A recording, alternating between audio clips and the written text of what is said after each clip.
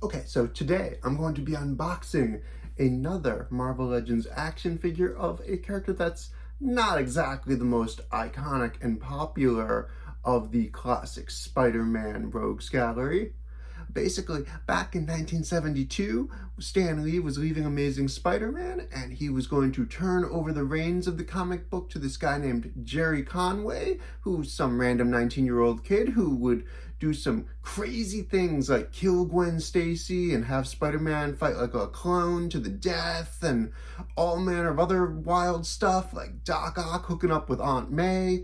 But before he would do any of those things, within the year that he had taken over Amazing Spider-Man, we were going to see Jerry Conway create this character, Hammerhead, who is now being commemorated in the Marvel Legends Spider-Man Retro Collection of throwback packaged Marvel Legends action figures in the same style of packaging as the 1990s Spider-Man animated series toys by Toy Biz. So here we have the card back for Hammerhead, which looks very similar to those 1990s Toy Biz packages, and also it's got the 1990s Spider-Man animated style logo. So here he is, Hammerhead. If you're not entirely familiar with this character, I can forgive you because he is not quite the most memorable character around. Basically, like all great villains, he has his own sob story about his childhood, where he was born in Russia and then immigrated to Italy, and he was harassed and bullied by his classmates for being Italian, or for being Russian. So he pretended to be Italian, but that didn't sit well with his father, so he was abused by his father. And eventually, like, this would provoke him to go to a life of crime, wherein, you know, he would kill his father with a giant hammer and murder one of his classmates and his girlfriend at the movie theater. And, you know, crazy hijinks would ensue. And then someday, Hammerhead would be in a dark alley where he had been like beaten to within an inch of his life and had his skull cracked, and some disgraced doctor would find him and would then do days of operations on him to keep him alive for some reason and implant a steel alloy skull into him so that he could become, you know, a really awesome mobster. And the last thing that like Hammerhead can remember from before he got his near fatal beatdown was being in an alleyway and seeing some movie poster of, I don't know, some mob movie or something. I don't know if I've ever seen a mob movie, so I don't really know much about them. But he saw it and he decided that he wanted to be like this 1920s style gangster. And that became like his whole character that he decided to copy and be like. I don't know if Hammerhead has an actual real name that's been revealed. I think he's been referred to as Joseph once or twice, or many times, who can remember.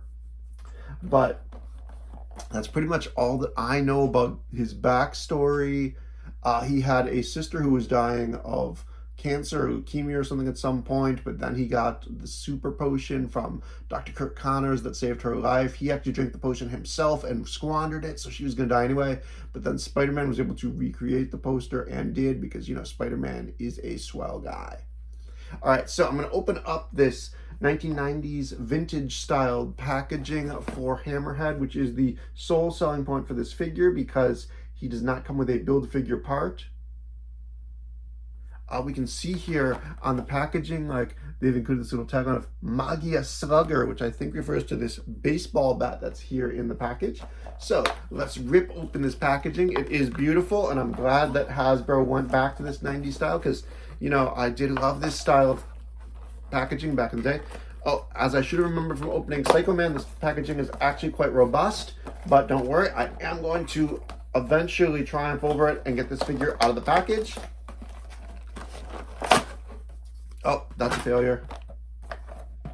Maybe this packaging is actually going to defeat me. Oh, I'm really trashing this gorgeous packaging. That is quite a shame. But, you know, the real prize is the action figure inside, I think. So that doesn't matter so much. All right, so here he is. I'm going to take him out of the blister card back, and we can see his accessories include 2 grasping hands and the Magia Slugger baseball bat aforementioned on the packaging. He does not have any alternate heads or, you know, guns or anything like that. You might expect there to be a gun since he's a mafia guy, but there in fact is not.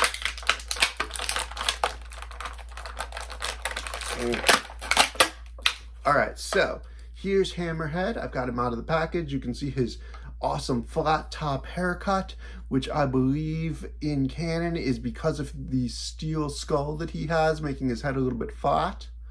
But, you know, he can headbutt his way to the top, which is his claim to fame, and probably why he has never been a popular villain, really, because that's really all he's got going for him. But he's got two hands, and this hand's got something on it. Can I see what it is? Quick reminder that I am half blind, so it's got something written on it. What the heck is written on this?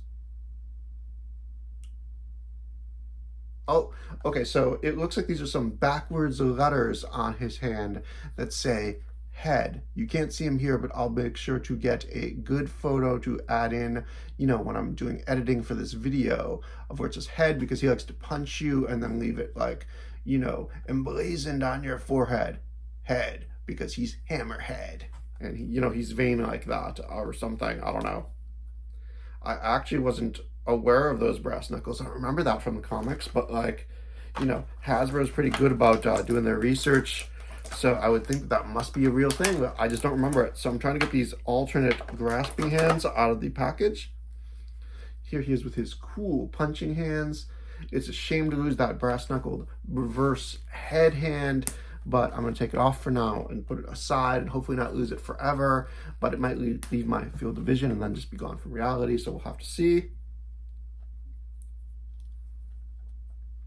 All right, so I am popping in these hands. Am I popping in these hands? Maybe. This one does not really want to, these grasping hands are not just sliding in as smoothly as I expected. That one did. Snapped right into place once I actually lined up with the hole. And we'll line this one up with the hole. All right, so we now know that his hands actually work. And let's grab that one other accessory, this baseball bat, the Magia Slugger.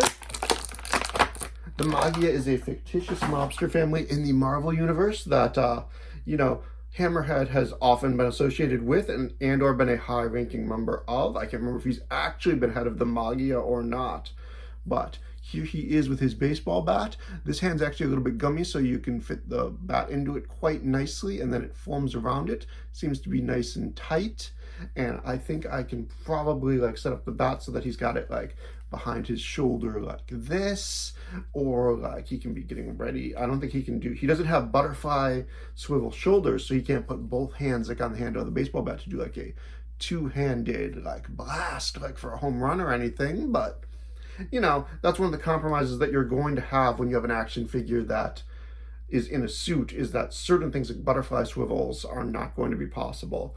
But the articulation set on him seems to be pretty good nonetheless. He can do like crazy ninja kicks that he would never and should never be doing. There isn't really, if there is an ab crunch hidden under this suit, I can't get at it. If he has, he must have a swivel waist because I'm moving his waist right now. He does have ball hinged elbows, and then he's got swivels on his biceps. He's got pinned elbows. I don't know if you can see them here, but I'll have some photos for them later on if you can't. And the pinned elbows are not ideal because like they're messing up this cool pinstripe design that he's got on his suit. He does not have pins on his double jointed knees. So this is a half new style, half old style articulation as far as the knees and elbows go. That's a little bit disappointing. Let's see here. But his head can be moved. It's on a ball joint, so it can be moved up and down and all around. And I like this baseball bat. It's pretty cool. This other grasping hand, this is a trigger finger. Okay, his other grasping hand actually has, is that a trigger finger? No, this is just a regular grasping hand. Maybe this is more ideal, but this one, I think he does have a trigger finger. He's got a trigger finger so that he can actually put his finger on the trigger of a gun, but he doesn't have a gun for some reason. He's not that kind of mobster. I guess that makes sense because he's more traditionally just been like a brawler, punch and headbutt you kind of guy. But like, I do think it's real weird to not have a gun included here. The suit looks nice. The pinstripes are nicely done to my eyes for what that's worth. The articulation is not ideal because of the suit, but he's got this nice thick stocky body, which I think is you know, ideal for this character, for the body type that he's presented with in the comic books and also in the many animated series he's appeared in. I think he's been a video game boss as well. I don't think he was in any of the movies as far as I can remember, but you know, here's Hammerhead with his Magia Slugger baseball bat. He's a cool action figure. I actually think like he's gonna look good like just, you know, in the back of like a room full of cooler, flashier looking Spider-Man villains. But here we go, classic Hammerhead. Wow, that's a really tight double jointed knee, but it's not gonna break off or anything, it doesn't feel like.